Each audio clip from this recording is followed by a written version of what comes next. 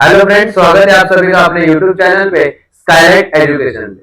तो दोस्तों, आज के वीडियो पे हम लोग महाराष्ट्र बोर्ड का 12th कॉमर्स जो है उसमें अकाउंट जो सब्जेक्ट है उसमें topic number 8 issue of share, उसका आज के वीडियो पे हम लोग थ्योरी पार्ट कवर करेंगे। उसमें अलग अलग जनरल एंट्रीज है, वो जनरल एंट्रीज क्या क्या है वो हम लोग आज के वीडियो में स्टार्ट करेंगे, देखेंगे। तो वीडियो को स्टार्ट करते हैं।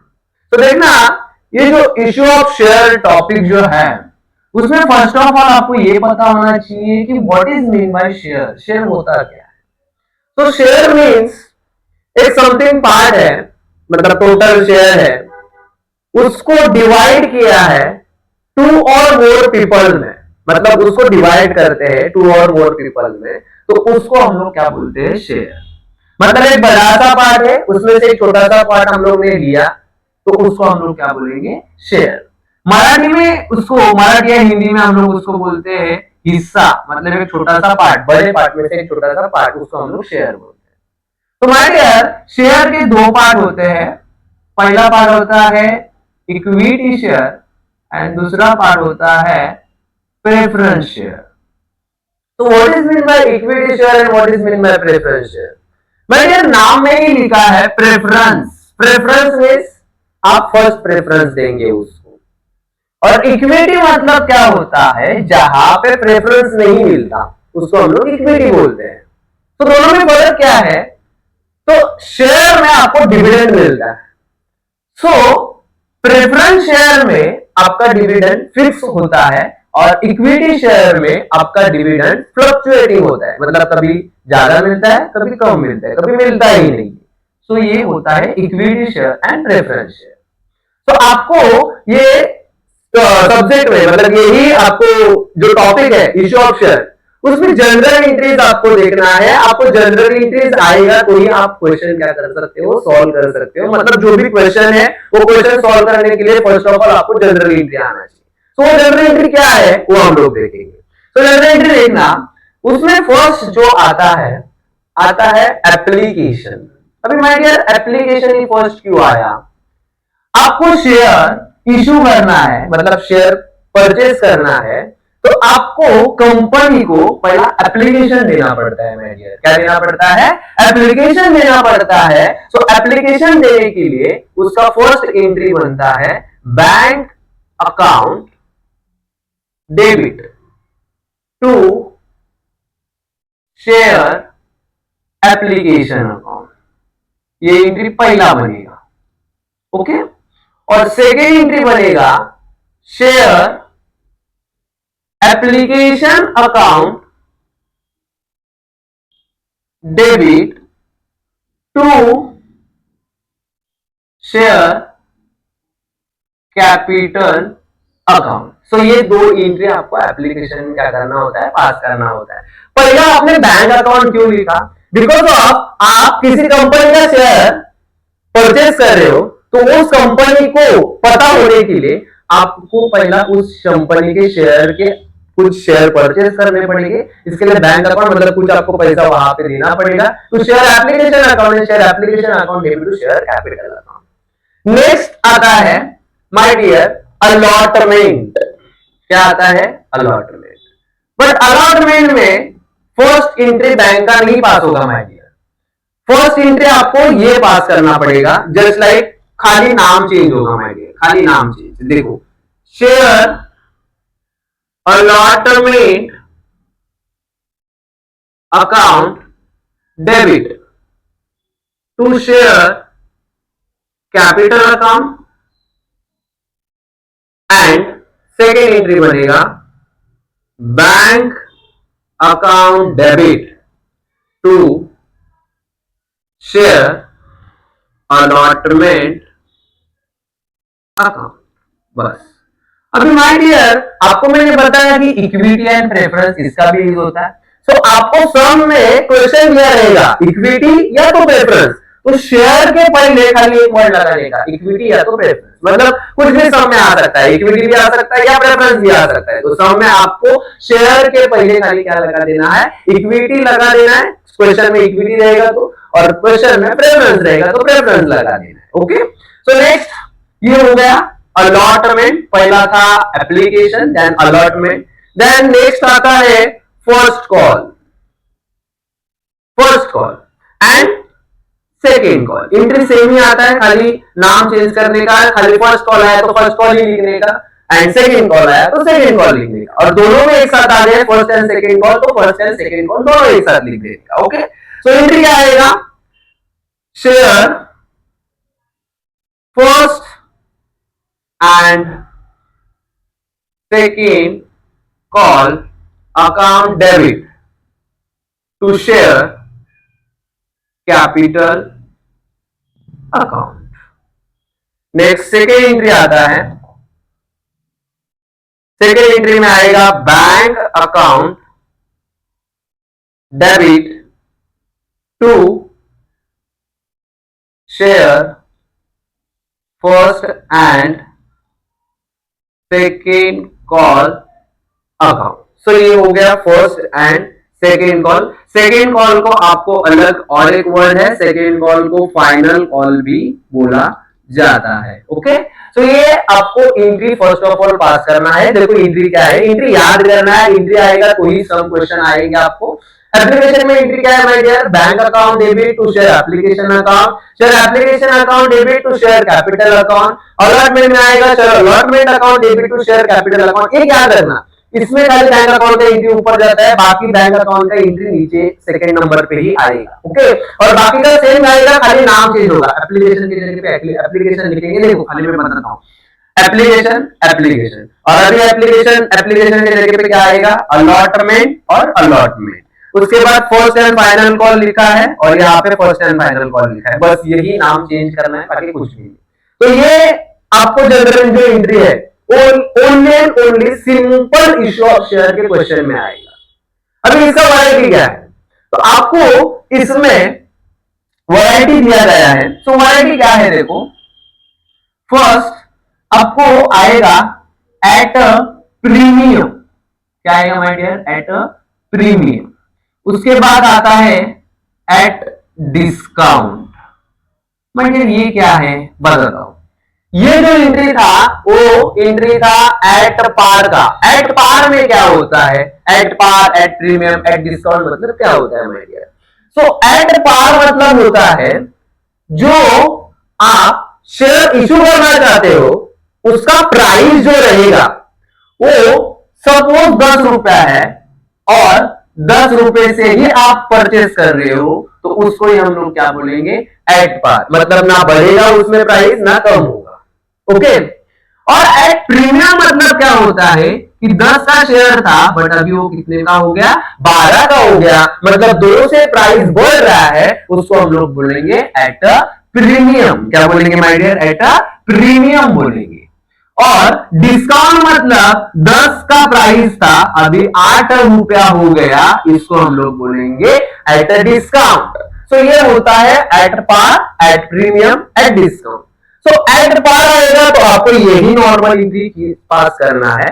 सो एट प्रीमियम आएगा तो क्या करेंगे, नॉर्मल चीजें कुछ हार्ड नहीं है, देखना एट प्रीमियम आएगा तो ओनली एंड ओनली जो आपका अलॉटमेंट में एंट्री रहेगा, फर्स्ट वाला share allotment account debit to share capital account, जो भी आपका एंट्री है प्रीमियम में, share allotment account debit to share capital account, यही एंट्री यहां पे लिखना है। देखो मैं यहां पे वही एंट्री लिख रहा हूं, क्या है देखो, share allotment account debit to share capital account. But premium जब आएगा तो उसके नीचे खाली क्या लिखना है मालूम है, टू सिक्योरिटी प्रीमियम अकाउंट। बस ओनली ये आपको क्या करना है, ऐड कर लेना है, बस ये कभी करना है, प्रीमियम जब आएगा तभी। तो मैंने डिस्काउंट आएगा तो क्या करेंगे, सेम यही एंट्री लिखेंगे, share allotment account debit to share capital account. But उसमें आपको ओनली एंड ओनली डेबिट में डिस्काउंट है। अभी डेबिट में और ये क्रेडिट में क्यों आ गया, मैं ये देखो प्रीमियम है, प्रीमियम मतलब 10 का शेयर 12 रुपए में बढ़ रहा है, बढ़ रहा है मतलब आपको नॉमिनल रूल पता होगा, डेबिट और एक्सपेंसेस एंड लॉसेस, क्रेडिट और इनकम एंड गेन्स। तो अभी देखो 10 का शेयर 12 रुपीज में हो रहा है, तो उसका इनकम बढ़ रहा है, तो इनकम बढ़ रहा है मतलब इनकम आ रहा है ना, तो क्रेडिट में आएगा इनकम नॉमिनल के रूल के हिसाब से, क्रेडिट और इनकम एंड गेन्स, तो इनकम सिक्योरिटी प्रीमियम क्रेडिट में लिख दिया। और डिस्काउंट मतलब शेयर का प्राइस कम हो रहा है, शेयर का प्राइस कम हो रहा है मतलब लॉस हो रहा है, तो डेबिट और एक्सपेंसेस एंड लॉसेस, तो डिस्काउंट कहां पे आएगा, डेबिट में आएगा, तो डिस्काउंट के लिए यहां पे लिखेंगे discount on issue of share account debit, debit. उसके बाद और डेबिट क्या होगा, शेयर अलॉटमेंट अकाउंट भी क्या होगा, डेबिट। टू क्या आएगा my dear, share capital account. बस ओनली यही चीज आपको क्या करना है, चेंज करना है। यहां पे क्रेडिट में सिक्योरिटी प्रीमियम लिखना है और यहां पे आपको discount on issue of shares आपको लिखना है। तो ये फर्स्ट वैरायटी था, एट पार, एट प्रीमियम और एट डिस्काउंट। मतलब एट प्रीमियम आएगा तो खाली वही एंट्री पे चेंज होगा, बाकी एक्चुअली सेम ही रहेगा। ओके, सो नेक्स्ट वैरायटी देखेंगे। नेक्स्ट वैरायटी में एंट्री क्या है, देखो नेक्स्ट क्या है, नेक्स्ट आएगा इसमें आपको वैरायटी, वो है एकदम मतलब अभी देखो आपको एक वैरायटी आता है इसमें, वो आता है ओवर सब्सक्रिप्शन। कौन सा वैरायटी आता है my dear, over subscription. Over subscription का वैरायटी आएगा आपको। अभी ओवर सब्सक्रिप्शन का वैरायटी क्या है, कुछ नहीं, एकदम सिंपल चीज है। आपको करना क्या है कि कंपनी इशू करती है 5000 शेयर और कंपनी इशू करने के बाद रिसीव होता है 7000 शेयर, मतलब 2000 शेयर एक्स्ट्रा आ गए, उसको हम लोग क्या बोलेंगे, ओवर सब्सक्रिप्शन। और कभी कभार क्या होता है, कंपनी इशू करती है 5000 शेयर बट रिसीव होता है ओनली 4000, सो 1000 कम आ गए, तो उसको बोला जाता है अंडर सब्सक्रिप्शन। ये दो पार्ट है देखो, ओवर सब्सक्रिप्शन और एक दूसरा आता है अंडर सब्सक्रिप्शन। मतलब अंडर सब्सक्रिप्शन और ओवर सब्सक्रिप्शन का आपको मीनिंग तो समझ में आया रहेगा। ओवर सब्सक्रिप्शन मतलब शेयर ज्यादा इशू हो गए, मतलब ज्यादा आ गए कंपनी के पास, और अंडर सब्सक्रिप्शन मतलब शेयर क्या आ गए, कम आ गए कंपनी के पास। सो अभी कम आ गए तो कुछ प्रॉब्लम नहीं, कम आ गया तो क्या करने का, वही जो एंट्री था ऊपर का शेयर अलॉटमेंट फर्स्ट कॉल, उसको खाली जो कम आ गया है उसे ही क्या कर देने का, मल्टीप्लाई कर देने का। मतलब ओवर सब्सक्रिप्शन मतलब ज्यादा आ गए, मतलब 5000 बोला था बट 7000 आ गए, मतलब 2000 ज्यादा आ गए शेयर, तो उसको आपको सब में बोला रहता है कि ओवर सब्सक्रिप्शन में आपको क्या करना पड़ता है, दो चीजें करना पड़ता है। एक तो फर्स्ट ऑफ ऑल एडजस्ट करना पड़ता है, उसको हम लोग प्रोरेटा बोलते हैं। क्या बोलते हैं, प्रोरेटा। और दूसरा होता है, वो होता है रिफंड। एक तो पैसा वो क्या करो, जो ज्यादा आया है उसको रिफंड करो।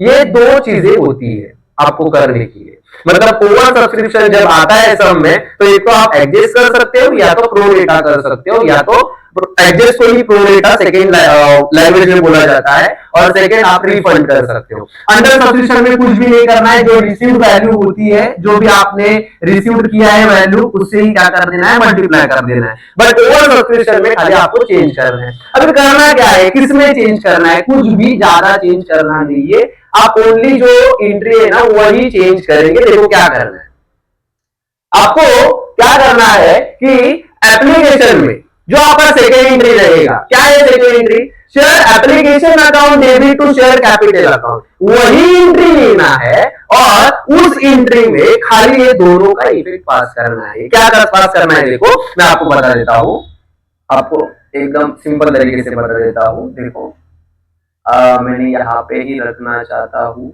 आ रहा है, ओके थैंक यू। नेक्स्ट, तो देखना आपको क्या करना है, जो एंट्री है ना, क्या एंट्री है, देखो share application account debit to share capital account. Okay, अभी जब एडजस्ट करना है तो क्या करना है, हमें एप्लीकेशन का जो पैसा ज्यादा आया है उसको अलॉटमेंट के साथ एडजस्ट करना है। इसके लिए यहां पे लिखा जाता है to share allotment account. To share क्या लिखा जाता है my dear? Allotment account. Okay, और जब रिफंड होता है, रिफंड देखो सब में दोनों चीज नहीं आएगा, कभी कभी दोनों में आता है, दोनों आएगा तो शेयर अलॉटमेंट भी लिखना है और रिफंड का क्या लिखना है? टू बैंक अकाउंट भी आपको क्या करना है? लिख देना है। ओके, बट जब सब में एग्जिस्ट बोला है तो ओनली शेयर अलॉटमेंट अकाउंट ही आएगा, और जब सब में दोनों बोला है तो share allotment and bank account दोनों आएगा। ओके, सो सम क्या आपको पूछ रहा है, उसके हिसाब से आप आपको क्या करेंगे? एंट्री पास करेंगे। सपोज ओनली रिफंड बोला है तो बैंक पास होगा, ये पास होगा ही। ओके, सो ये एंट्री ओवर सब्सक्रिप्शन का हो गया। ओवर सब्सक्रिप्शन में दो वैरायटी आती है। फर्स्ट ऑफ ऑल एडजस्ट करो, या तो उसको क्या करो आप? रिफंड करो, जो ज्यादा पैसा आया है उसको आप क्या कर सकते हो? रिफंड कर सकते हो, या तो उसको आप क्या कर सकते हो? एडजस्ट कर सकते हो। सो ये था ओवर सब्सक्रिप्शन है, अंडर सब्सक्रिप्शन। देखो मैंने क्या क्या बताया अभी तक, आपको क्या क्या रिविजन दिया। देखो फर्स्ट आपको मैंने एंट्री बताया कि एप्लीकेशन का एंट्री होता है, एप्लीकेशन देखा, अलॉटमेंट देखा, फर्स्ट एंड सेकंड कॉल उसको ही फाइनल कॉल बोलते हैं। उसके बाद एट पार मतलब ये जो नॉर्मल 10 का शेयर 10 में, एट प्रीमियम मतलब 10 का जो प्राइस था उसको 12 में हो गया, मतलब बढ़ रहा है, तो सिक्योरिटी प्रीमियम आपने लिख दिया थर्ड वाली एंट्री पे। एट डिस्काउंट में 10 का शेयर 8 रुपीज हो रहा है तो लॉस हो रहा है, इसके लिए डेबिट में लॉस लिख दिया, और जो थर्ड वाला था उसको डेबिट में डिस्काउंट वाली शेयर लिख दिया। उसके बाद ओवर सब्सक्रिप्शन हुआ। ओवर सब्सक्रिप्शन मतलब जब ज्यादा शेयर इशू होता है तब एडजस्ट करो, या तो उसको क्या कर सकते हो आप? रिफंड कर सकते हो। एडजस्ट करेंगे तो शेयर अलॉटमेंट आएगा, और रिफंड करेंगे तो क्या आएगा? बैंक अकाउंट आएगा। ओके, इसके बाद आता है शेयर फोरफिटेड अकाउंट। देखो नेक्स्ट वैरायटी देखो, शेयर फोरफिटेड अकाउंट का वैरायटी आता है। अभी शेयर फोरफिटेड अकाउंट में आपको क्या एंट्री पास करना है वो आपको मैं दिखाता हूं। शेयर अभी क्या लिखना है देखो, टू शेयर फोरफिटेड अकाउंट,